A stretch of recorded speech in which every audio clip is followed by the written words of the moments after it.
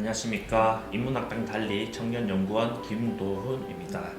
2기에 다 읽어보는 해세 시리즈 벌써 5번째 시간인데요. 오늘은 데미안 해세의 또 다른 유명한 책, 이 시타르타입니다. 이 해세는 이 동양 사상에 관심이 많은데, 이 저번 클링조어 때도 그 이태백 두보가 나왔듯이 관심이 많은데, 그래서 이번에는 이 인도를 배경으로 쓴 책이라고 할 수 있습니다. 그래서 이 부제가 인도의 시라는 부제가 붙은 소설인데, 이 좀 술술 읽히고 아주 참 재밌는 책이라고 할 수 있습니다. 그렇지만 이 좀 내용이 많아서 이 좀 정리하기 쉽지 않았는데, 제가 한번 간략하게 정리한 줄거리를 한번 말씀드리면, 인도 카스트 제도 중에 이 가장 높은 계급, 이 바라문 계급의 아들 시타르타 주인공인데, 이 시타르타는 오늘날 치면은 그냥 엄친아입니다. 엄친아. 이 뭐 공부도 잘하고, 이 뭐 어른들의 사랑, 그 뭐 또래 친구들의 사랑을 아주 듬뿍듬뿍 받는 아이인데, 이거 이대로만 크면은 이제 훌륭한 우두머리자 이 사제가 현인이 될 게 분명한 아들이라고 할 수 있습니다. 그런데 이 시타르타는 이 본인이 배우고 하면서도 이 뭐가 해결되지 않은 갈증이 있습니다.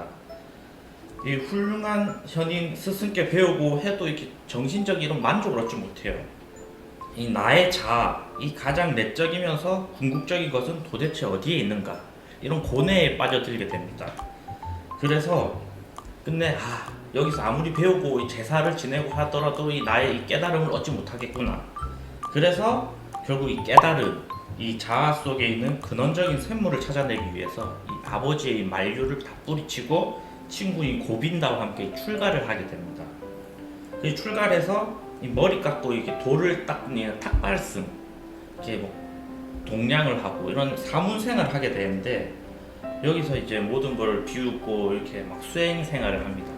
그러다가 이게 세존 고타마라는 좀 살아있는 부처에 대한 존재를 알게 되고, 이 엄청난 가르침을 받을 수 있다는 소식에 친구 고빈다와 함께 이 세존 고타마를 만나러 갑니다.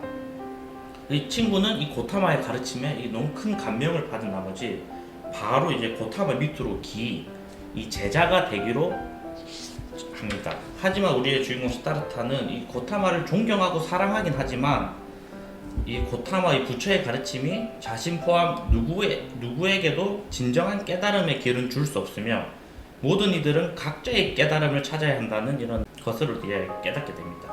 어느 누구에게도 해탈은 가르침을 통하여 주어지는 것이 아니다. 이게 좀 어려울 수도 있는데, 이 깨달음이라는 것은 이 고타마가 이렇게 얘기하는 것은 본인이 깨달아서 이렇게 이야기를 한 건데, 그 이야기를 듣는다고 내가 깨달음을 얻는 건 아니다. 뭐 이런 깨달음을 얻고 이제 새롭게 태어나게 됩니다. 그래서 이제 더 이상 옛날의 시타르타가 아니다. 더 이상 옛날의 고행자 바라문이 아니다. 그래서 이제 지금껏 이 사문 생활을 청산하고 친구를 두고 이제 홀로 이 속세, 이 도시로 들어가게 됩니다. 거기서 이제 카밀라라는 이제 여자를 만나게 되고, 이제 그녀를 사로잡게 되는데, 참 이 변변찮은 이게 동냥하고 다니기 때문에 옷도 깨제제하고 참 별 볼품이 없었을 텐데, 그 카밀라가 이제 시타르타에게 당신은 무슨 일을 할 수 있지요? 라는 질문을 합니다. 거기에 시타르타는 나는 사색할 줄 아오, 나는 기다릴 줄 아오, 나는 단식할 줄 아오. 이 좀 말도 안 되는 이런 뚱딴지 같은 말을 하는데, 여기에 이 사문 생활이 오래 한 이 아우라와 이 현란한 입담, 이런 걸로 이제 카밀라의 마음을 사로잡게 됩니다. 그래서 그녀를 통해서 사랑을 배우고, 또 이제 부자 상인 카와스마이를 또 만나서 이렇게 돈 버는 법을 배우고 하면서 흔히 말해 이제 세속의 욕망에 이제 빠져들게 됩니다. 부자가 되고 이 세속에 살지만, 근데 이제 시간이 지나면서 어쩔 수가 없죠. 이 세속에 이제 찌들게 됩니다. 도박도 하고 하면서 이제 자기가 예전에는 정말 경멸했던 이런 어린아이 같은 모습, 돈이나 이 사소한 즐거움, 이 하찮은 체면을 얻기 위해서 애쓰고 괴로워하는 이런 허영심, 이런 거에 가득한 자기 자신을 보게 되면서 엄청난 실망을 하게 됩니다. 현타를 맞게 되면서 이제 그는 내면의 소리를 듣습니다. 떠나거라, 떠나. 너는 소명을 받은 몸이니라. 이 말에 이제 정신을 차리고 바로 이 돈, 뭐 애인 다 이렇게 정리청산하고 떠나게 됩니다. 떠나서 어디를 가느냐? 예전에 이 시다르타가 이 도시로 들어갈 때 이 강을 건널 때 배를 태워준 뱃사공이 있습니다. 바주데바. 그한테 가서 일을 배우고 이제 강 근처에 살게 되는데, 여기서 그의 전 애인이라 할 수 있죠. 카미라와 그 시다르타가 떠나기 전 임신을 해서 그 아들이 있습니다. 우연히 지나가다가 이 아내와 이 아들을 만나게 되는데, 이 또 카밀라가 이 뱀에 물려서 죽게 됩니다.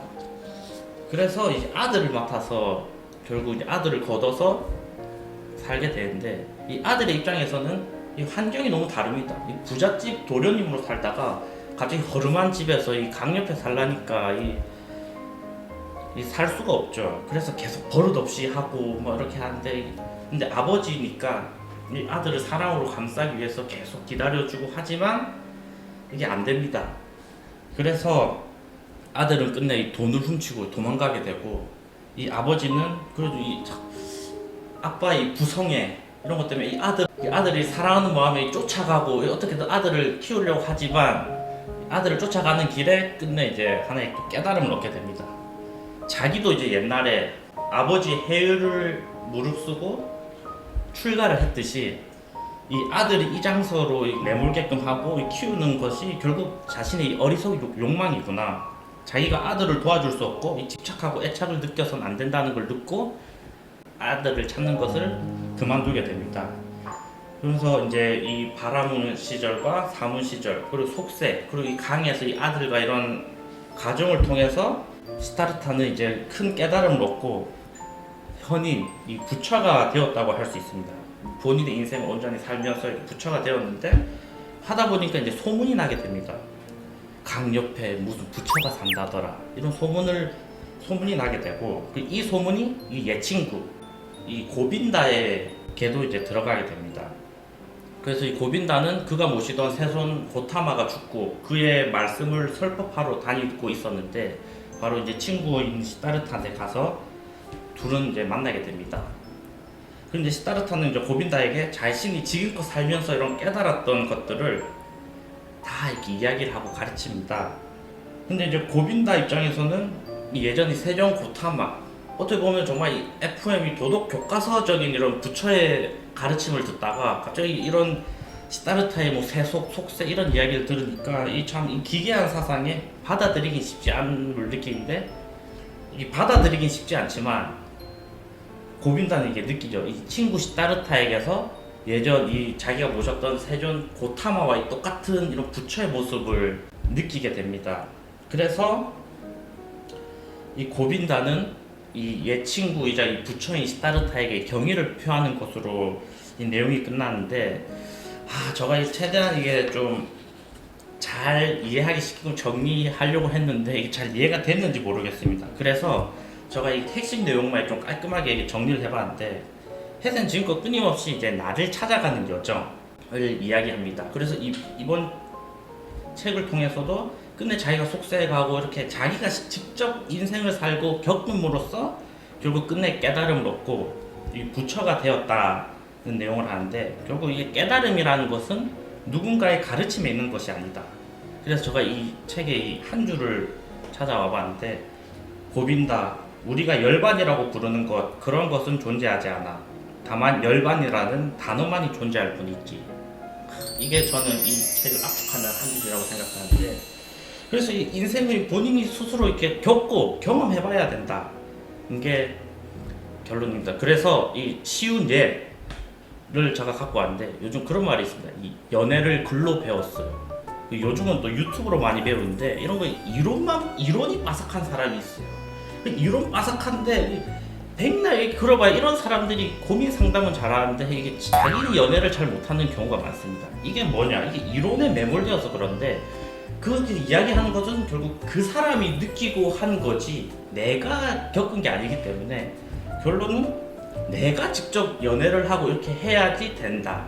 그래서 저희는 이런 책, 이런 유튜브에 매몰되어서는 안 된다는 걸 이야기하는 것 같고, 또 다른 제가 또 기가 막힌 비유를 하나 찾았는데, 그 철학자의 니체의 그 짜라투스트라는 이렇게 말했다는 책이 있습니다.